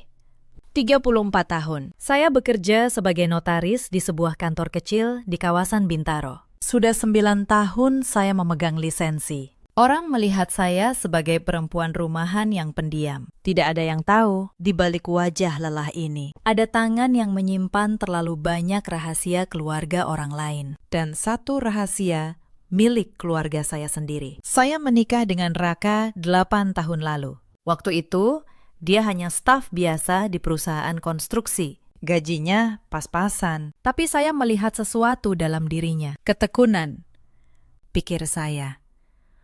Ambisi, pikir saya. Saya keliru. Yang saya lihat itu cuma lapar. Lapar yang tidak pernah kenyang. Kami tinggal di rumah kontrakan sederhana di Bekasi Tengah. Saya yang membayar uang muka. Saya yang mengurus surat-surat. Saya yang menahan dapur tetap mengepul saat proyeknya macet berbulan-bulan. Setiap kali dia gagal, saya yang menambal. Setiap kali dia naik, dia lupa siapa yang mendorongnya dari bawah. Ibu mertua saya, Bu Sumarni, tidak pernah menyukai saya sejak hari pertama. Di matanya, saya terlalu sederhana untuk anaknya. Terlalu tua, terlalu sibuk dengan pekerjaan. Perempuan kok kerja terus, katanya suatu kali. Di depan banyak orang. Suami sampai nggak keurus. Saya hanya tersenyum waktu itu. Saya selalu hanya tersenyum. Lalu ada Dewi, adik ipar saya. Adik perempuan Raka, 29 tahun. Manis di depan, tajam di belakang. Dialah yang paling rajin menyiramkan racun ke telinga kakaknya. Dialah yang selalu membandingkan saya dengan perempuan-perempuan lain. Kak, masa istrimu cuma notaris kantoran? Temenku istrinya pengusaha. Loh, saya tidak tahu saat itu bahwa Dewi sedang menyusun sesuatu yang jauh lebih besar daripada sekedar gosip. Pernikahan kami mulai retak di tahun ke-6. Bukan karena pertengkaran besar, justru karena keheningan. Raka pulang semakin malam. Ponselnya selalu tengkurap di meja. Senyumnya untuk orang lain, bukan untuk saya. Saya tahu sebelum dia mengatakannya. Perempuan selalu tahu, tapi saya memilih diam, bukan karena lemah. Karena saya sedang menunggu sesuatu menjadi matang. Sesuatu yang sudah ayah saya tanam bertahun-tahun lalu, sebelum beliau pergi. Saya ingin Anda mengerti bagaimana semua ini bermula. Karena tanpa awalnya, akhir cerita ini tidak akan terasa adil. Saya dan Raka bertemu di sebuah seminar properti 10 tahun lalu. Waktu itu, saya baru saja menyelesaikan magang notaris. Dia datang sebagai peserta biasa, mengenakan kemeja yang sudah pudar warnanya. Dia bertanya banyak hal pada saya tentang akta, tentang sertifikat, tentang cara mengurus surat tanah. Saya menjawab semuanya dengan sabar. Saat itu saya pikir dia hanya lelaki sederhana yang ingin belajar. Saya kagum pada keinginannya untuk maju. Saya tidak tahu sejak awal Dia sebenarnya sedang mengukur saya, mengukur seberapa berguna saya untuk masa depannya. Kami menikah setahun kemudian. Pernikahan kami sederhana, hanya di rumah, dengan beberapa kerabat. Ibu Raka, Bu Sumarni, dari awal sudah memasang wajah masam. Dia berbisik pada tetangganya, cukup keras supaya saya dengar. Anak saya bisa dapat yang lebih muda, lebih cantik. Kok malah sama notaris tua ini? Saya berusia 26 waktu itu, tidak tua. Tapi di mata Bu Sumarni, perempuan yang sibuk bekerja selalu terlihat tua dan kering. Saya menelan kalimat itu. Saya pikir seiring waktu, beliau akan melihat siapa saya sebenarnya. Saya keliru. 7 tahun tidak cukup untuk mengubah hati yang sudah menutup pintunya sejak awal. Tahun-tahun pertama kami sebenarnya tidak buruk. Raka rajin. Saya mendukungnya penuh. Setiap proyek yang dia kejar, saya bantu urus surat-suratnya tanpa bayaran. Setiap kali dia gagal tender, saya yang menenangkan. Setiap kali dia butuh modal, saya yang merelakan tabungan saya. Saya melakukannya dengan senang hati, karena saya pikir itulah arti menjadi istri. Menahan langit bersama-sama. Tapi semakin tinggi Raka naik, semakin asing dia bagi saya. Jabatannya membaik. Gajinya naik berlipat. Lingkaran pertemanannya berubah. Dia mulai malu mengajak saya ke acara kantor. Kamu di rumah aja, katanya. Acaranya formal. Kamu nggak akan nyambung. Saya, seorang notaris yang setiap hari berurusan dengan direktur dan pengusaha, dibilang tidak akan nyambung. Saya hanya tersenyum. Saya selalu hanya tersenyum. Tapi setiap senyum itu menyimpan satu retakan kecil yang terus melebar. Lalu datanglah Dewi, adik iparku, yang baru lulus kuliah dan menganggur. Dia tinggal di rumah Bu Sumarni. Dan kerjanya hanya satu, mengamati hidup orang lain, lalu meracuni kakaknya. Dialah yang pertama kali menanam benih perceraian itu. Kak Raka udah sukses sekarang, katanya pada Raka di suatu makan malam keluarga, sambil melirik saya. Masa istrinya gini-gini aja? Coba lihat teman-teman Kak Raka. Istrinya cantik-cantik, masih muda, dari keluarga berada. Kak Raka pantas dapat yang lebih. Saya duduk di meja yang sama, mendengar setiap kata. Raka tidak membela saya, dia hanya diam. Lalu tersenyum kecil. Dan senyum kecil itu lebih menyakitkan daripada 1000 hinaan. Karena saat itu saya tahu, di dalam hatinya, dia sudah mulai setuju. Malam itu, Raka pulang lebih awal dari biasanya. Saya pikir akhirnya ada yang berubah. Ternyata dia pulang hanya untuk mengakhiri semuanya. Dia meletakkan map coklat di atas meja makan, tanpa menyentuh makanan, tanpa menatap mata saya. Ratih, katanya datar. Aku mau cerai. Saya meletakkan sendok perlahan. Tidak ada air mata. Saya sudah menangisnya diam-diam selama berbulan-bulan. Kenapa? Tanya saya pelan. Dia menghela nafas. Seolah pertanyaan saya membebani. Kamu terlalu sibuk dengan kerjaanmu. Aku butuh istri yang bisa menemani aku naik, bukan yang sibuk dengan surat-surat orang lain. Lalu dia menambahkan kalimat yang masih saya ingat sampai sekarang. Kamu nggak akan kemana-mana tanpa aku. Ratih, ingat itu. Saya hanya menatapnya. Di dalam hati saya, sesuatu yang dulu hangat akhirnya padam sepenuhnya. Tapi di luar, wajah saya tetap tenang. Saya mengangguk. Baik, kata saya. Kalau itu maumu, dia tampak terkejut. Saya tidak menangis, tidak memohon, tidak berlutut. Malam itu, dia tidur di kamar tamu. Dan dia tidak tahu, di balik ketenangan saya, sebuah rencana yang sudah tertidur bertahun-tahun mulai membuka matanya. Keesokan paginya, Bu Sumarni datang bersama Dewi. Mereka tidak mengetuk. Mereka masuk seperti rumah ini sudah milik mereka. Bu Sumarni duduk di sofa tanpa diminta. Ratih, katanya dengan nada seperti sedang menjatuhkan vonis. Kita selesaikan ini baik-baik. Kamu tanda tangan surat cerai. Dan rumah ini kamu tinggalkan.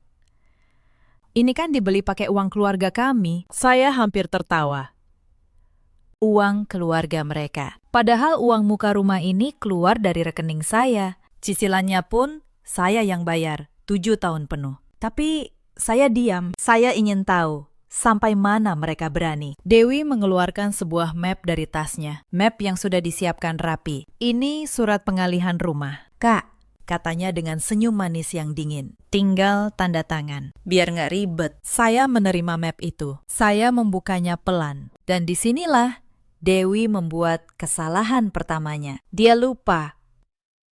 Perempuan yang sedang dia suruh tanda tangan ini adalah seorang notaris. Mata saya langsung menangkapnya. Tanggal akta yang tidak sinkron. Nomor sertifikat yang dipaksakan. Dan satu nama saksi yang saya tahu pasti sudah pindah ke luar kota 2 tahun lalu dan tidak mungkin hadir. Surat ini cacat. Surat ini palsu. Dibuat asal-asalan oleh orang yang mengira saya bodoh. Saya menutup map itu pelan. Saya pelajari dulu, ya.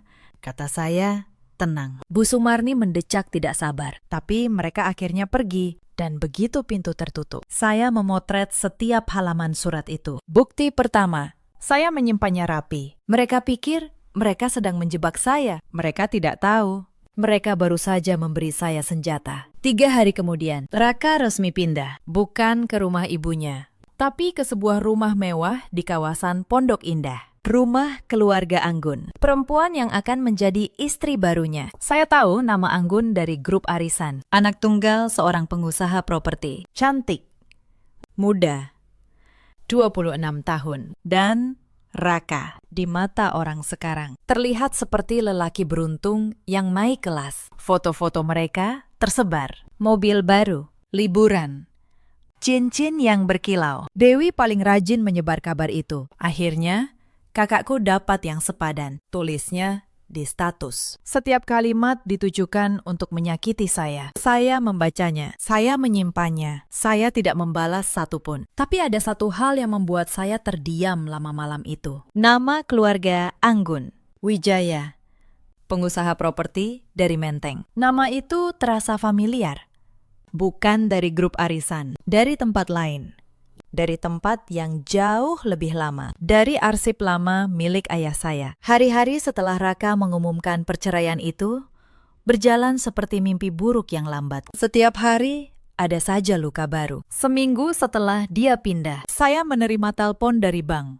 Ternyata Raka mencoba mengubah status rekening bersama kami. Dia ingin menarik seluruh tabungan yang sebenarnya berasal dari penghasilan saya. Untungnya, karena saya yang membuka rekening itu, dengan dokumen lengkap atas nama saya. Bank menolak permintaannya. Saya hanya menghela napas. Bahkan di saat pergi, dia masih ingin mengambil yang bukan haknya. Lalu datang giliran Dewi. Dia mulai mendatangi tetangga-tetangga saya satu persatu. Menyebar cerita versinya. Bahwa saya istri yang dingin. Bahwa saya tidak becus mengurus suami. Bahwa saya terlalu sibuk dengan karir sampai melupakan rumah tangga. Beberapa tetangga yang dulu ramah pada saya mulai menjaga jarak. Saat saya menyapa, mereka membalas dengan senyum kaku, lalu buru-buru masuk rumah. Saya merasakan kesepian yang aneh, bukan karena kehilangan Raka, tapi karena melihat betapa mudahnya orang percaya pada kebohongan yang diucapkan dengan percaya diri. Saya tidak membela diri. Saya tahu,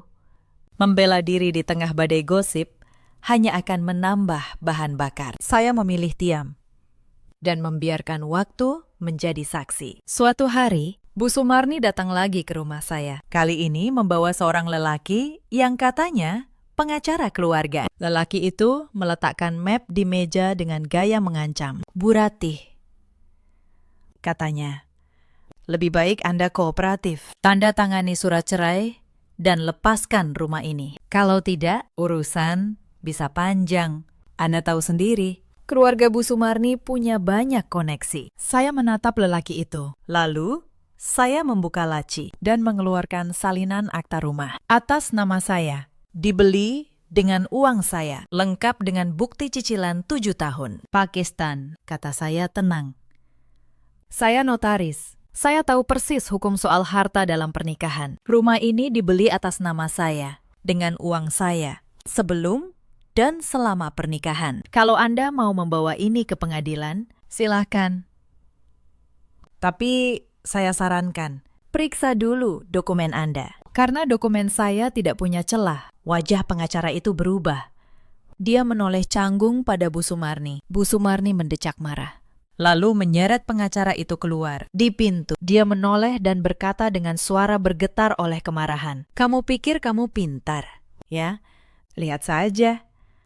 Anakku akan menikahi perempuan dari keluarga jauh lebih kaya dari kamu. Kamu bukan apa-apa. Saya hanya menutup pintu pelan. Di dalam, jantung saya berdebar. Bukan karena takut, tapi karena nama keluarga kaya yang baru saja disebut, Bu Sumarni, terus berputar di kepala saya. Wijaya. Dan semakin lama, nama itu menggema. Semakin jelas, potongan-potongan masa lalu mulai menyatu. Malam itu, saya tidak bisa tidur. Saya membuka laci tua tempat saya menyimpan barang-barang peninggalan ayah. Foto-foto lama, surat-surat, dan di sana, di antara tumpukan kertas yang menguning, saya menemukan sebuah kartu nama lama. Kartu nama milik Pak Hadi Wijaya, dengan catatan tangan ayah saya di belakangnya. Klien penting, jaminan tanah, box bank, baris ketiga. Tangan saya gemetar.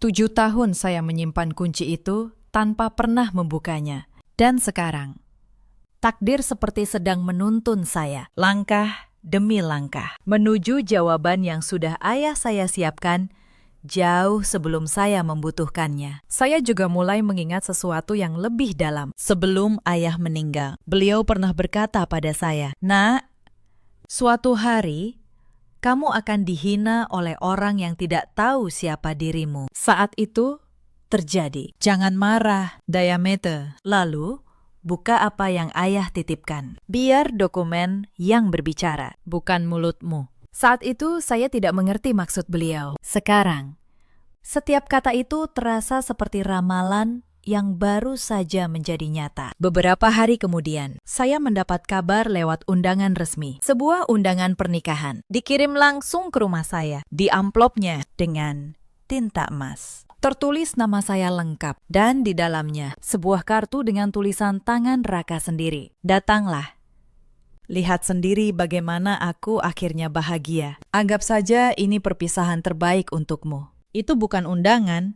Itu undangan untuk menyaksikan penghinaan saya sendiri. Dewi bahkan menelepon untuk memastikan saya datang. "Kakak harus datang, ya," katanya manis penuh racun. "Kak Raka pengen kakak lihat istri barunya. Biar kakak sadar, kakak udah kalah total." Saya memandang undangan itu lama sekali. Lalu, perlahan, saya meletakkannya di meja, tepat di samping map hitam berisi dokumen ayah saya. Dua benda itu berdampingan, undangan kekalahan saya dan kunci kemenangan saya. Dan untuk pertama kalinya dalam berbulan-bulan, saya merasa tenang karena saya tahu mereka sedang menyiapkan panggung. Dan saya akan datang bukan sebagai korban, tapi sebagai orang yang akhirnya membuka semua kebenaran. Tapi sebelum hari pernikahan itu tiba, masih ada beberapa luka yang harus saya lewati. Karma tidak datang sekaligus. Ia datang pelan, menumpuk bukti demi bukti, sampai semua siap untuk dibuka. Suatu sore, saya diundang ke acara arisan keluarga besar. Sebenarnya saya ragu untuk datang, tapi saya pikir lari dari mereka justru akan terlihat seperti mengaku kalah. Maka saya datang dengan kepala tegak. Begitu saya masuk, suasana langsung berubah. Bisik-bisik, tatapan menghakimi. Bu Sumarni duduk di tengah, dikelilingi kerabat. Begitu melihat saya, beliau langsung berbicara keras, sengaja supaya semua dengar. Nah, itu dia. Mantan menantu saya yang ditinggal cerai. Untung anak saya cepat sadar, hampir saja seumur hidup terjebak sama perempuan kayak gini. Beberapa kerabat tertawa kecil. Saya merasakan panas menjalar ke wajah saya, tapi saya hanya duduk tenang, mengambil segelas teh, dan tersenyum sopan. "Selamat sore, Bu," kata saya. Hanya itu, tidak lebih. Dewi tidak mau ketinggalan. Dia mendekat sambil memamerkan foto di ponselnya. "Kak, ini istri baru Kak Raka. Cantik kan? Muda. Anak pengusaha. Beda jauh sama, ya? Yah, sama yang dulu." Dia melirik saya dengan sinis. Kerabat-kerabat di sekitar ikut tertawa. Saya melihat foto itu.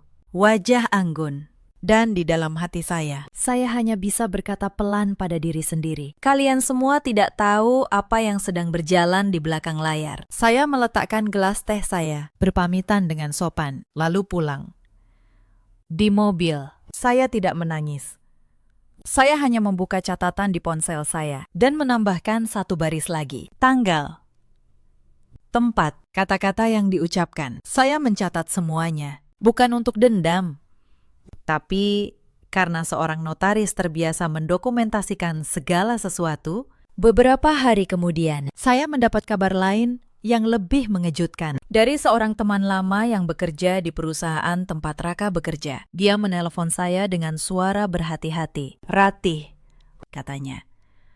"Aku nggak enak ngomong ini, tapi kamu berhak tahu. Raka, dia nggak cuma menikah karena cinta. Dia menikahi Anggun karena keluarga Wijaya. Dia mau pakai nama besar mereka buat naik jabatan. Bahkan, dia sudah mulai pakai relasi keluarga Anggun buat dapat proyek besar." Saya menutup mata. Jadi begitu.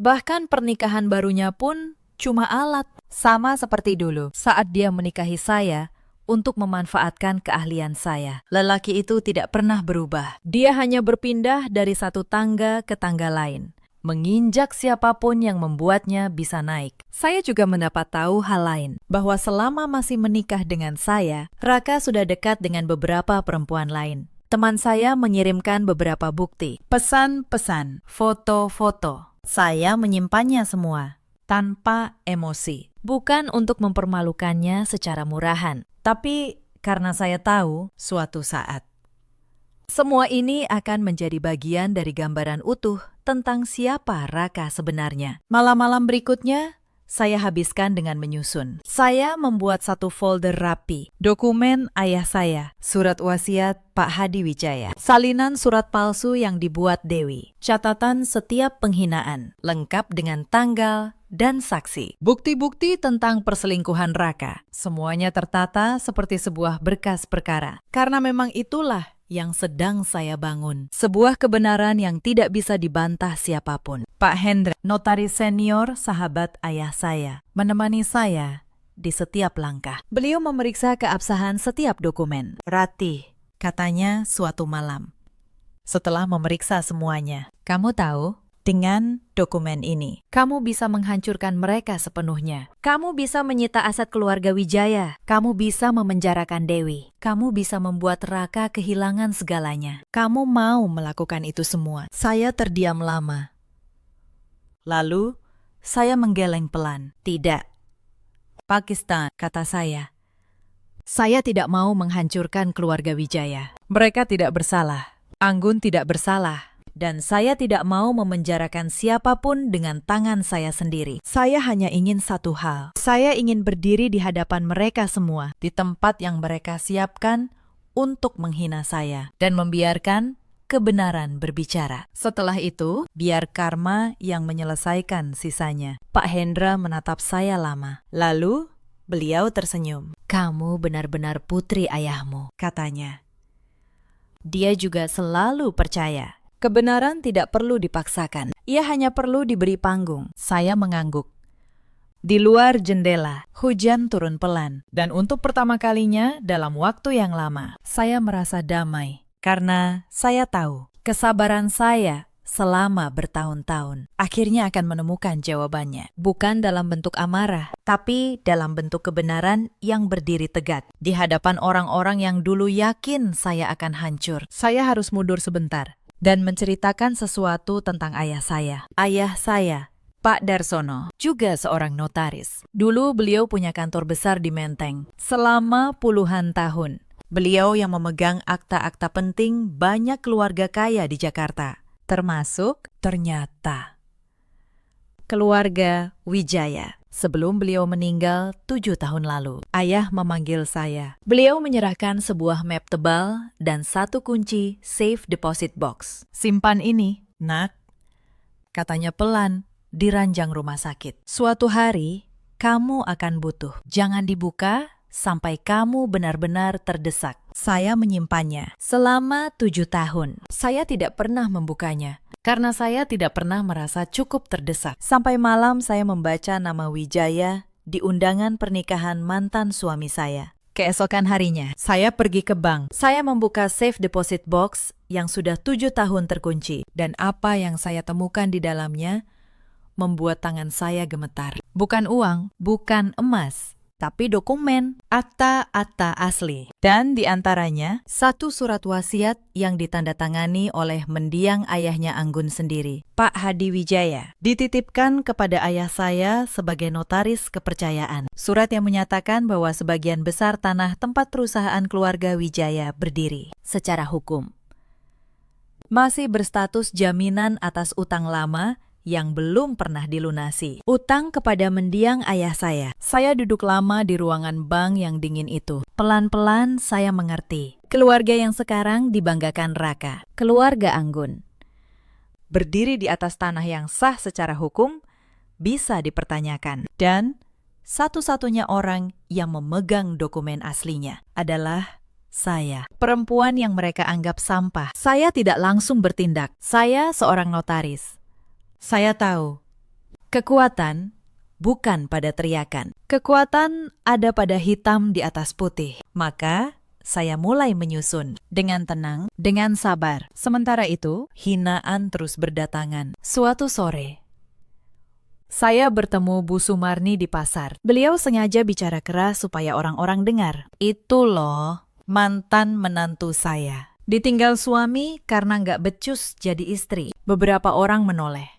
Saya merasakan panas di wajah saya, tapi saya hanya mengangguk sopan dan berlalu. Di dalam tas saya, map dokumen itu terasa semakin berat dan semakin nyata. Dewi tidak kalah.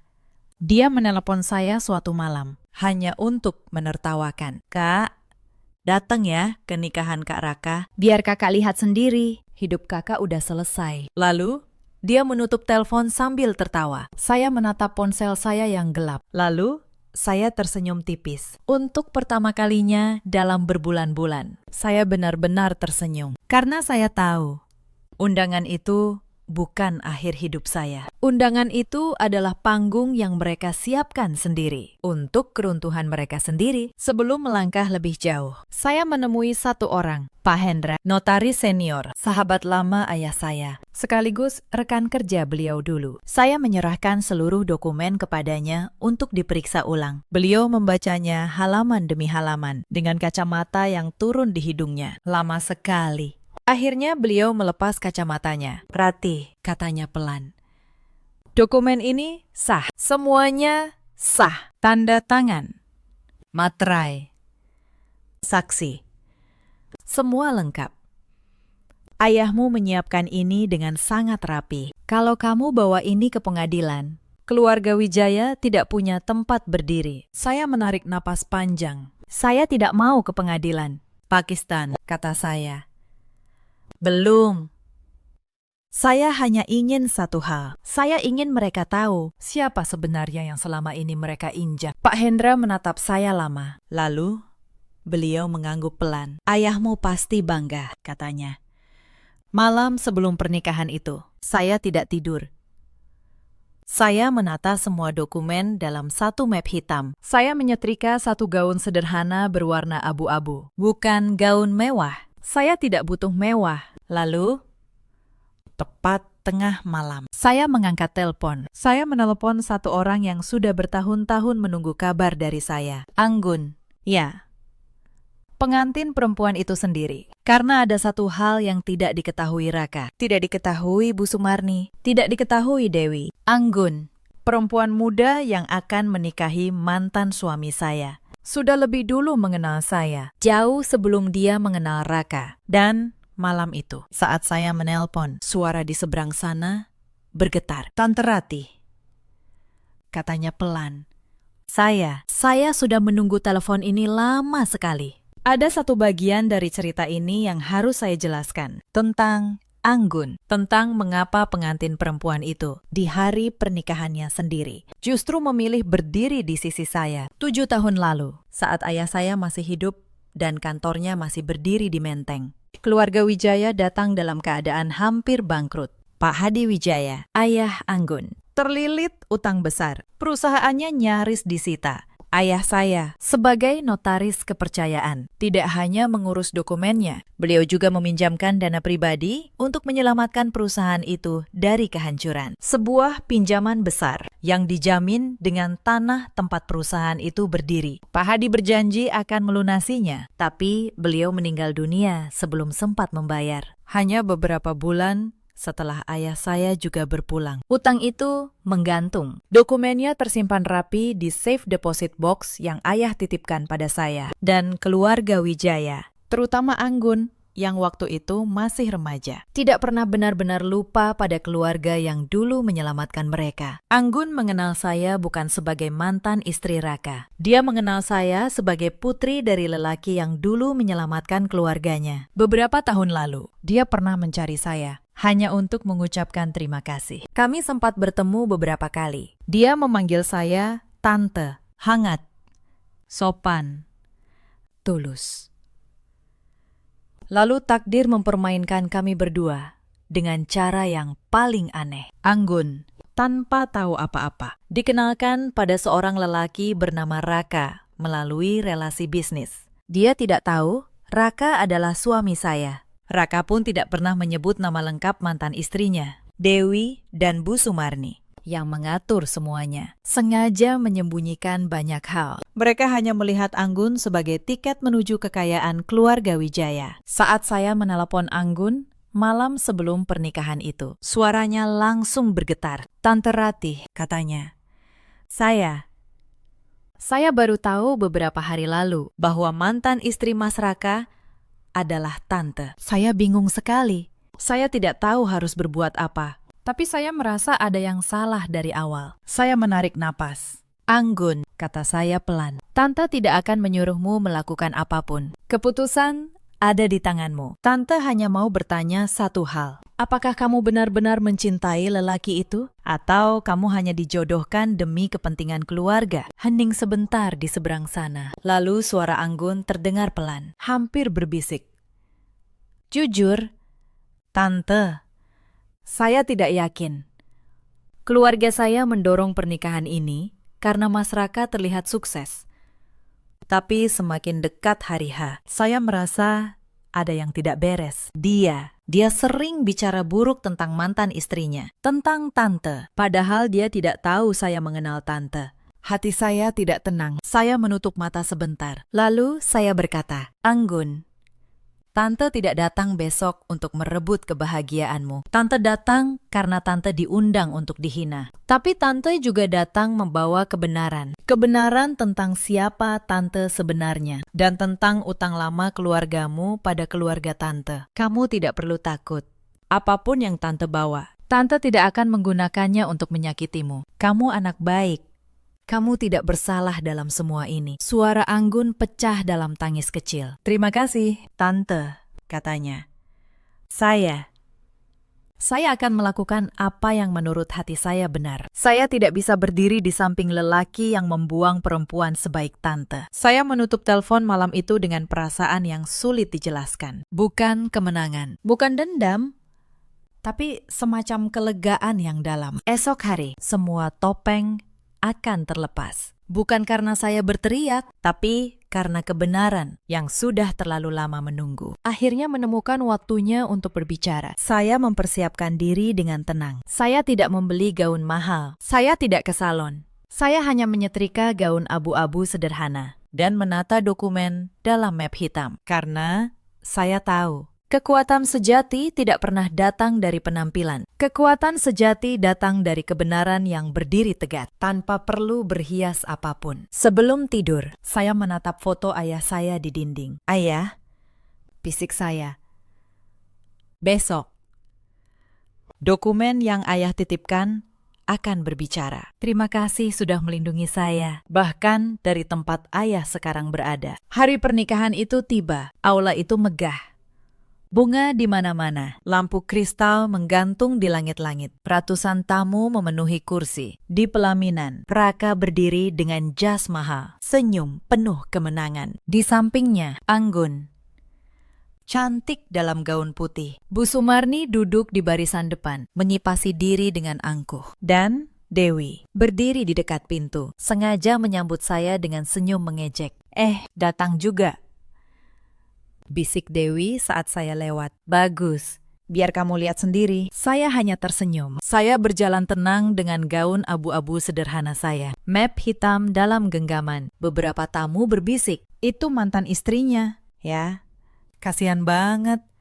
Berani-beraninya datang. Saya membiarkan semua bisikan itu lewat. Saya sudah lama tidak peduli pada bisikan. Lalu sesuatu terjadi yang membuat seluruh ruangan terdiam. Saat saya mendekati pelaminan, Anggun, sang pengantin perempuan, tiba-tiba melepaskan tangannya dari lengan Raka. Dia turun dari pelaminan. Di depan ratusan tamu, dia berjalan menghampiri saya. Lalu, perlahan, dia menundukkan badannya dalam-dalam, hormat yang dalam. Dengan suara lembut, tapi terdengar sampai ke belakang ruangan, dia berkata, "Terima kasih sudah datang, Tante Ratih. Terima kasih sudah menyelamatkan keluarga saya dulu." Seketika, aula itu sunyi total. Sunyi seperti kuburan. Raka membeku di pelaminan. Wajahnya berubah pucat dalam hitungan detik. "Anggun," bisiknya kasar.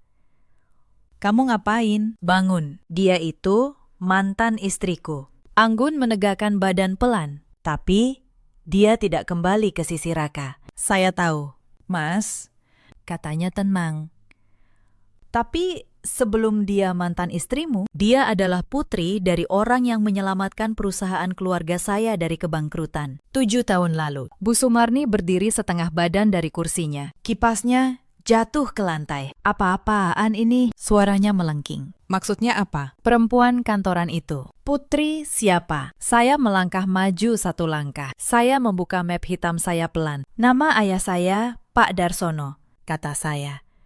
Suara saya tidak keras, tapi setiap orang di ruangan itu mendengarnya. "Notaris. Dulu, beliau yang memegang seluruh akta keluarga Wijaya, termasuk surat utang yang sampai hari ini belum pernah dilunasi. Utang yang dijamin dengan tanah tempat perusahaan keluarga Anggun berdiri sekarang." Gumaman kaget meledak di seluruh ruangan. Raka tertawa gugup, menggeleng-geleng.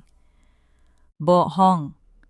Kamu cuma notaris kantoran biasa, mau bikin drama di hari pernikahanku." Saya menatapnya tenang.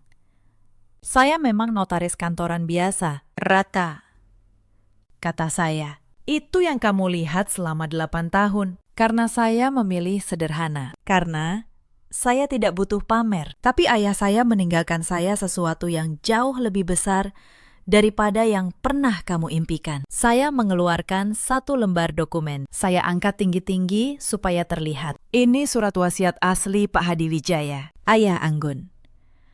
Ditandatangani, bermaterai, lengkap dengan saksi. Menyatakan bahwa tanah perusahaan Wijaya berstatus jaminan utang kepada keluarga saya. Dan saya satu-satunya pemegang dokumen aslinya." Bu Sumarni limbung. Seorang kerabat buru-buru menahannya. "Tidak mungkin," katanya parau. "Tidak mungkin." Dewi mendorong dari belakang. Wajahnya merah. "Itu pasti palsu. Kakak rekayasa semua ini." Saya menoleh ke arah Dewi pelan. Lalu saya mengeluarkan map kedua dari tas saya. "Bicara soal rekayasa," kata saya. "Mari kita bicara soal surat pengalihan rumah yang kamu suruh saya tanda tangani bulan lalu. Dewi, yang tanggalnya tidak sinkron, yang nomor sertifikatnya dipaksakan, dan yang nama saksinya sudah pindah ke Surabaya 2 tahun lalu. Tapi entah bagaimana bisa tanda tangan di Jakarta." Wajah Dewi berubah dari merah menjadi pucat pasi. "Itu namanya pemalsuan dokumen," kata saya. "Tenang, pasal 363, saya notaris." "Dewi, saya tahu persis apa yang kamu lakukan. Saya sudah menyimpan fotonya. Setiap halaman, ruangan kembali meledak.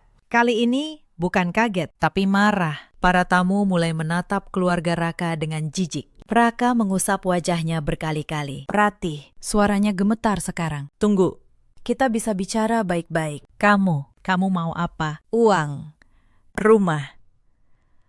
Apapun, aku kasih." Saya menatapnya lama. Lelaki yang dulu saya cintai, yang dulu saya tambal setiap kali jatuh, yang membuang saya seperti barang rusak. "Kamu masih belum mengerti, ya? kata saya pelan.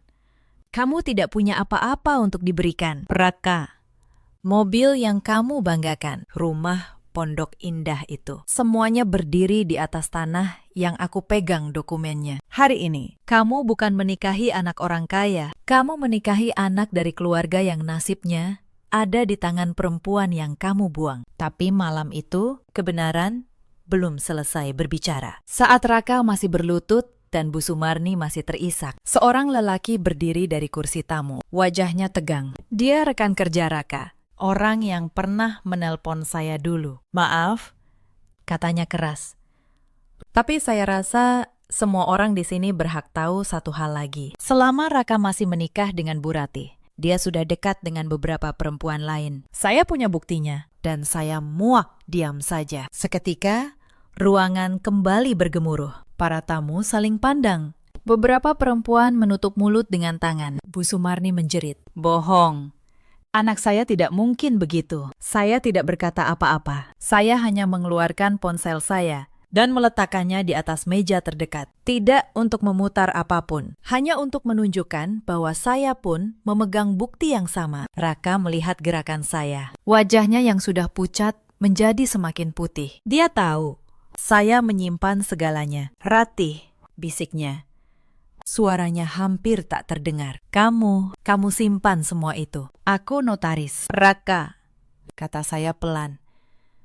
"Aku menyimpan segalanya. Itu pekerjaanku. Tapi aku tidak pernah berniat memakainya. Sampai kamu memutuskan mengundangku ke sini untuk dipermalukan. Kamu yang membuka kotak ini, bukan aku." Anggun yang berdiri di samping saya menoleh pada Raka dengan tatapan yang sudah benar-benar dingin. "Jadi, selama dekat dengan saya," katanya, "kamu masih punya perempuan lain juga, sambil membuang istri yang menyelamatkan karirmu bertahun-tahun." Raka tidak bisa menjawab.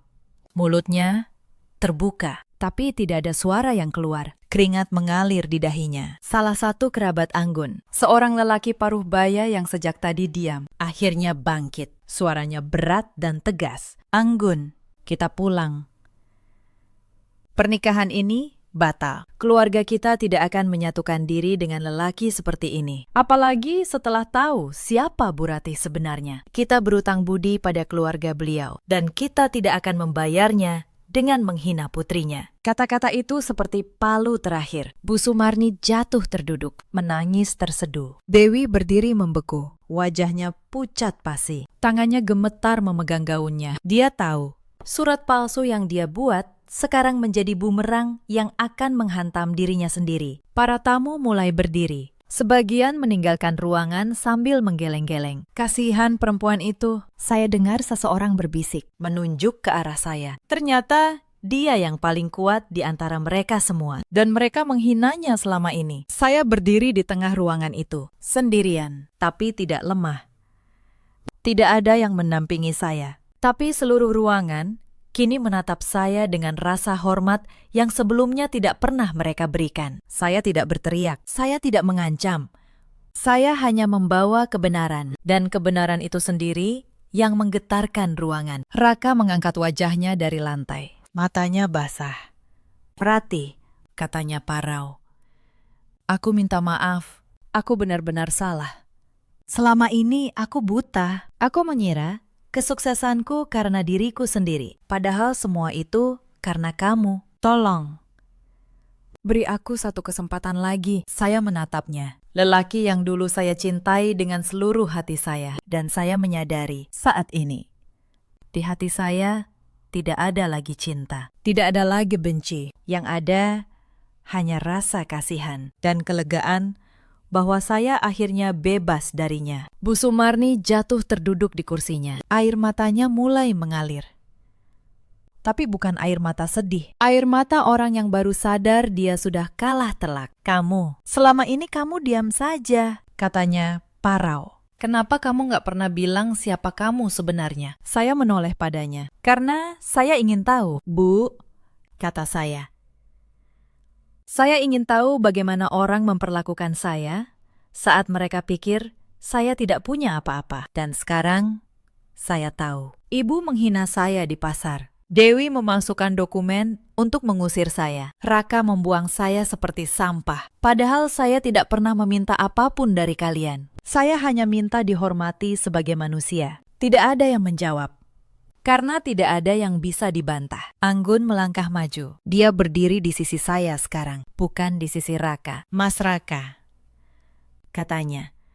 Dan suaranya dingin untuk pertama kalinya. Saya minta maaf. Tapi pernikahan ini tidak bisa dilanjutkan. Saya tidak bisa menikahi lelaki yang membuang perempuan sebaik Tante Ratih. Lalu datang ke keluarga saya dengan tangan kosong dan mulut penuh janji. Keluarga saya berutang nyawa pada keluarganya. Dan kamu bahkan tidak tahu siapa yang kamu campakkan. Raka jatuh berlutut di pelaminan, di depan ratusan tamu. Jasnya yang mahal kini terlihat seperti kostum yang kebesaran. Ratih, katanya. Suaranya pecah. Tolong, aku salah.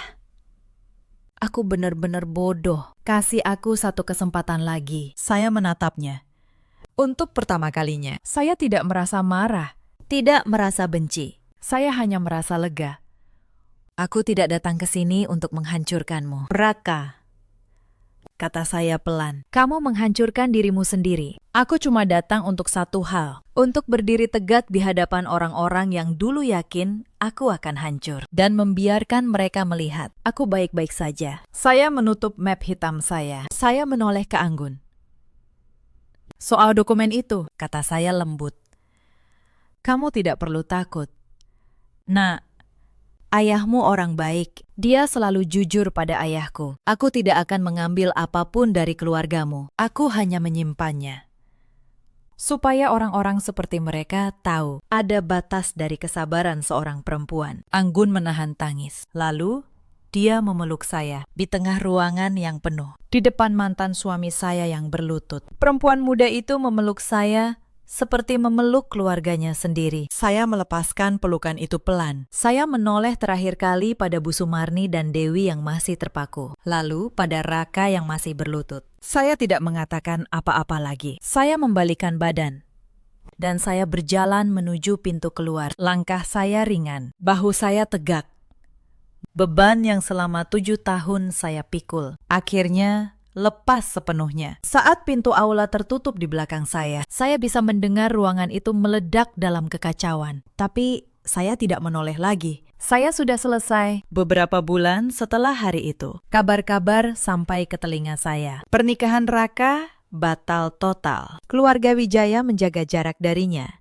Begitu mereka tahu dia datang tanpa apa-apa selain janji kosong. Anggun, gadis itu, melanjutkan hidupnya. Sesekali dia masih menelpon saya, memanggil saya tante, menceritakan kabarnya. Dia menjadi seperti keponakan yang tidak pernah saya miliki. Bu Sumarni jatuh sakit karena malu. Dia tidak lagi berani menampakkan wajahnya di pasar tempat dulu dia menghina saya. Dewi terjerat masalah hukum atas dokumen palsu yang dia buat dan harus berurusan dengan pihak berwajib. Bukan saya yang melaporkannya, Karma yang melakukannya. Dan Raka, lelaki yang dulu berkata, saya tidak akan kemana-mana tanpa dia. Dia kehilangan pekerjaannya tak lama setelah itu, karena nama baiknya hancur. Terakhir saya dengar, dia kembali tinggal di rumah kontrakan sederhana, sendirian. Tempat yang dulu kami tinggali bersama. Tempat yang dulu saya yang menambal setiap retaknya. Sementara saya membuka kantor notaris saya sendiri. Lebih besar di tempat yang dulu menjadi kantor ayah saya. Saya hidup tenang.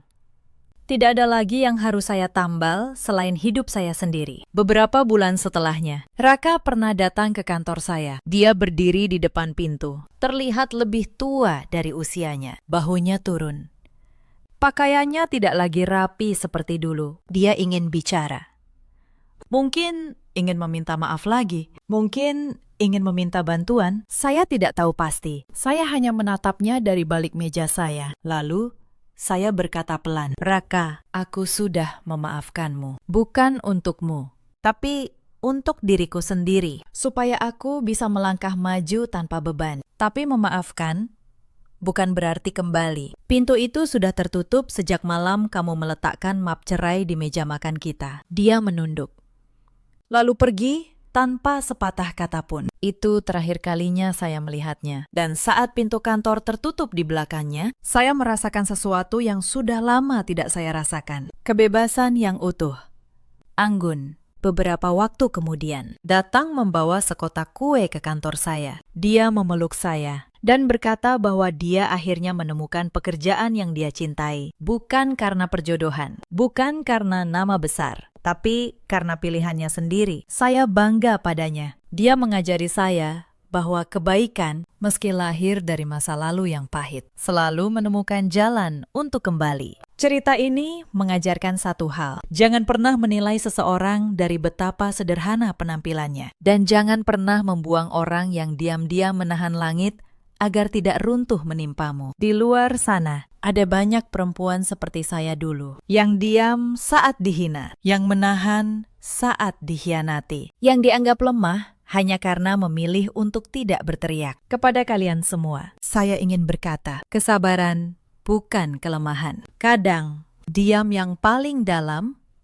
menyimpan kekuatan yang paling besar. Ada juga banyak suami seperti Raka di luar sana, yang lupa siapa yang mengangkat mereka dari bawah, yang mengira kesuksesan adalah hasil tangan mereka sendiri. Sampai suatu hari, fondasi yang mereka pijak menghilang, dan mereka baru sadar siapa yang selama ini menahannya. Dan ada pula ibu-ibu mertua seperti Bu Sumarni, yang mengukur menantu dari harta dan penampilan, yang lupa bahwa hati seorang perempuan jauh lebih berharga daripada apapun yang bisa dilihat mata. Dalam hidup, kita selalu punya pilihan, memilih membalas dengan amarah, atau memilih membiarkan kebenaran berbicara di waktunya sendiri. Saya memilih yang kedua, dan saya tidak pernah menyesalinya. Terima kasih sudah menemani saya sampai akhir cerita ini. Kalau kisah ini menyentuh hati Anda, ceritakan pengalaman kalian di kolom komentar. Karena di balik setiap perempuan yang tenang,